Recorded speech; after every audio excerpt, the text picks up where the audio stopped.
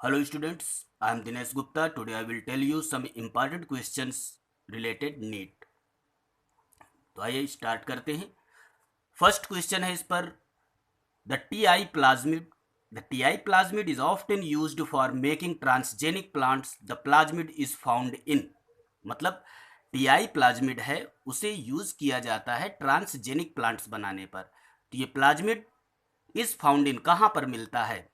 Azotobacter पर, rhizobium of roots leguminous plants पर, agrobacterium पर, या फिर yeast as a 2 millimicron plasmid. तो इसका गेस करिए आंसर कौन सा हो सकता है। इसका राइट आंसर है एग्रोबैक्टीरियम। ये इसका राइट आंसर है। यहां पर टीआई शब्द का मतलब क्या है? टीआई का मतलब होता है ट्यूमर इंड्यूसिंग। ये ट्यूमर इंड्यूसिंग प्लाज्मिड होते हैं। अच्छा, प्लाज्मिड शब्द आया हुआ है तो प्लाज्मिड क्या होता है? एक्स्ट्रा क्रोमोसोमल जेनेटिक मटेरियल होता है। एक्स्ट्रा क्रोमोसोमल जेनेटिक मटेरियल होता है।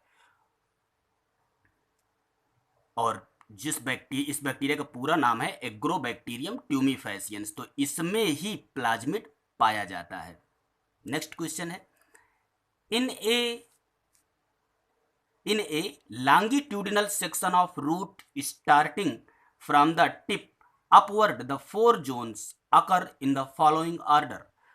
मतलब लॉन्गिट्यूडनल सेक्शन पर, रूट के लॉन्गिट्यूडनल सेक्शन पर अगर हम टिप से स्टार्ट करें ऊपर की तरफ तो 4 जोन हमें मिलेंगे और उनका ऑर्डर कौन सा होगा? तो इसके लिए एक ट्रिक आपको बता दे। ये ट्रिक है cap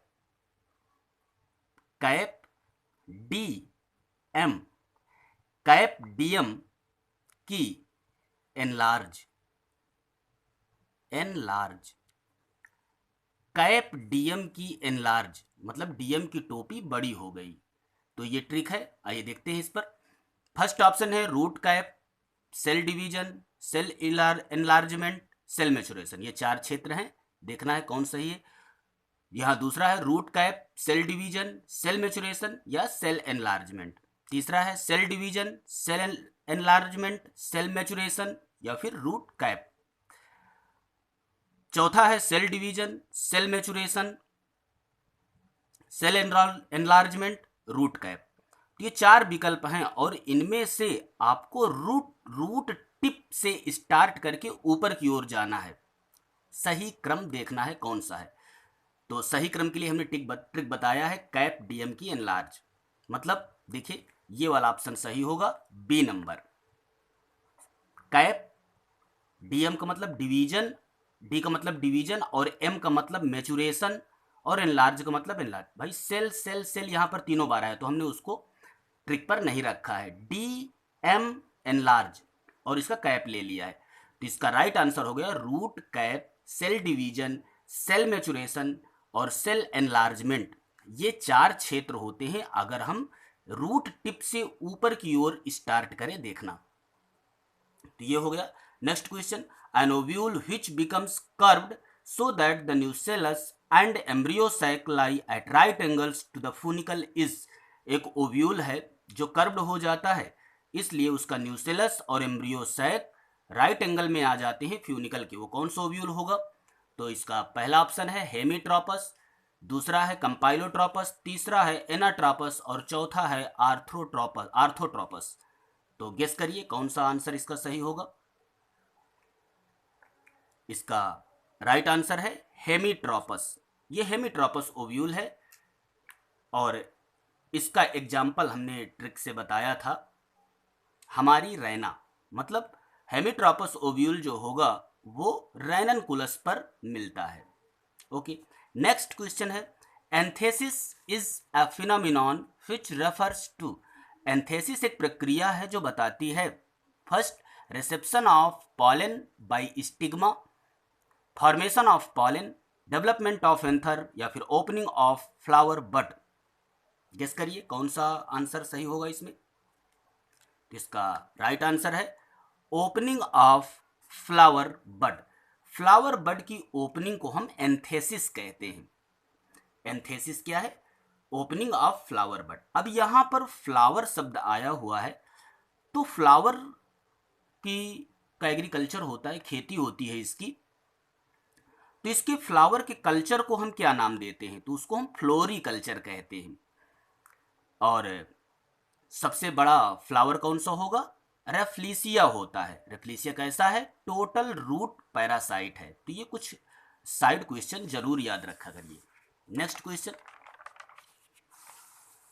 in 1984 the Bhopal gas tragedy टूक प्लेस बिकॉज MIC। 1984 में भोपाल गैस ट्रेजेडी हुई थी क्योंकि MIC, उसमें जो मेथिल आइसोसाइनेट थी उसने किससे रिएक्ट किया था। Option A reacted with DDT, option B reacted with ammonia, option C reacted with CO2 और option D reacted with water. Guess करिए कौन सा आंसर सही होगा इसका। इसका राइट आंसर है reacted with water. Methyl isocyanate ने वाटर से रिएक्ट किया था और इससे भोपाल गैस ट्रेजेडी हुई जो 1984 में हुई थी। ये एनवायरमेंटल इश्यूज का क्वेश्चन है। तो मेथिल आइसोसाइनेट के साथ में एक गैस और रिलीज हुई थी जो हार्मफुल थी, फास्जीन नाम की गैस थी वो, तो उसको भी याद रखना। और नेक्स्ट क्वेश्चन है इसका, lead concentration in blood is considered alarming if it is. Blood में लेड कंसंट्रेशन को खतरेबुल माना जाता है जब यह हो जाती है फर्स्ट 20 माइक्रोग्राम पर 100 मिलीलीटर, या फिर 30, 46 या फिर 10 माइक्रोग्राम पर 100 मिलीलीटर। तो इसका राइट आंसर गेस करिए कौन सा होगा। इसका राइट आंसर है 30 माइक्रोग्राम पर 100 millilitre blood.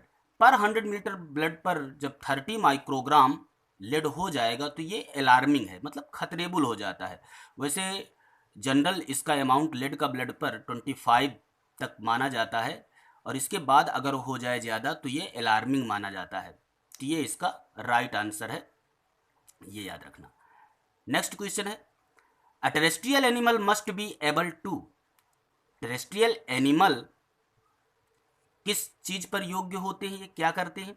Terrestrial animal must be able to, इनको एबल होना चाहिए टेरेस्ट्रियल एनिमल को, काहे पर, excrete large amount of water in urine, कि कंजर्व वाटर, या फिर actively pump salts out through the skin, या excrete large amount of salts in urine.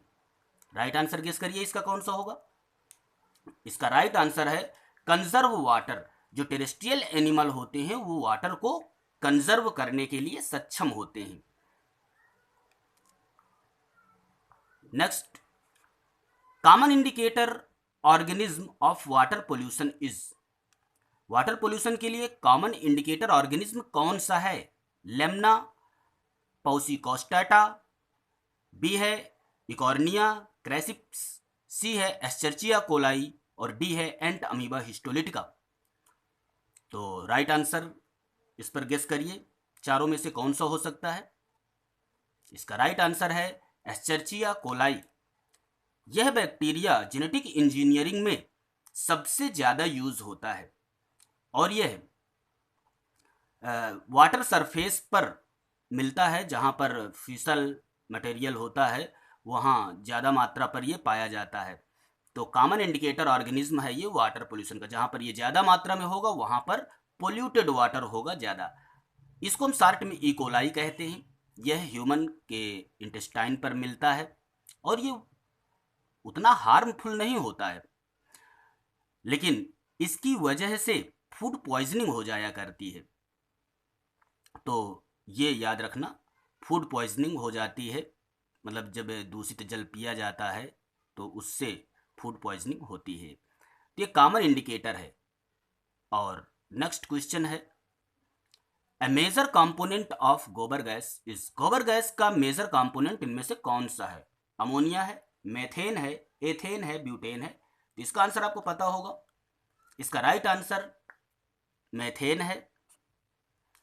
ये गोबर गैस में ज़्यादा मात्रा में पाया जाता है। तो गोबर गैस चूँकि मेथेन उस जगह पर पाई जाती है जहाँ पर सड़ती हुई पत्तियाँ हैं, सड़ता हुआ गोबर है, तो बुलबुले के रूप में ये गैस निकलती रहती है। इसे हम मेथेन गैस कहते हैं, जो गोबर गैस पर मिलती है।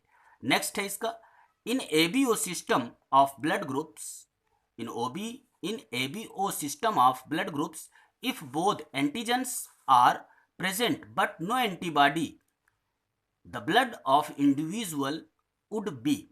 मतलब एक एबीओ सिस्टम है ब्लड ग्रुप का, उसमें अगर दोनों एंटीजन प्रेजेंट हों लेकिन एंटीबॉडी कोई ना हो, तो उस ग्रुप का ब्लड, वो किस ग्रुप का ब्लड होगा?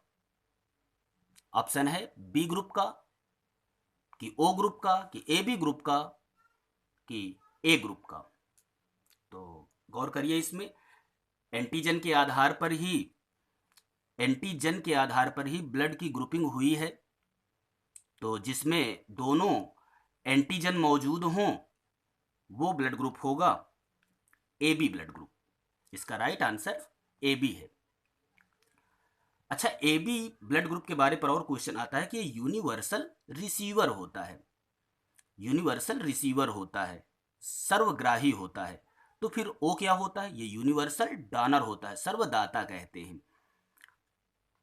अब यहां पर ब्लड ग्रुप से संबंधित क्वेश्चन है ये। तो ब्लड ग्रुप को डिस्कवर किसने किया था? कार्ल एंड स्टीनर ने इसको डिस्कवर किया था।